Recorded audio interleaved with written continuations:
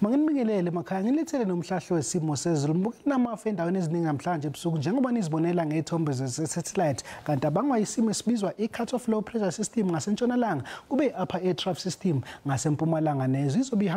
izobahambisana amathuba emvula amahle ke endaweni ezisempumalanga nezwe abe 60% ikakhulukazi eGauteng empumalanga nasesifundazweni KwaZulu-Natal ngiqwayise kodwa ngemvula engahambisani nokuduma kwezulu kunobungozi endaweni eziphakeme ufaka phakathi empumalanga nesifundazwe iFree State ibe lapha nalapha kodwa ngaseningizimu nezwe namhlanje ebusuku kanti ke nakusasa asazoqhubeka bemahle amathuba emvula abe 80% ngasogwini esifundazweni Eastern Cape naKwaZulu-Natal ngiqwayise kodwa ngemvula engizohambisana ingaba namandla ehambisana nekhukhuli kakhulukazi ePort Elizabeth uyekhuphukela enyakatho nesifundazwe iKwaZulu-Natal abe 60% eningizimu nesifundazwe empumalanga kanti lapha eGauteng azobe awu 30% amathuba ahambisana nemvula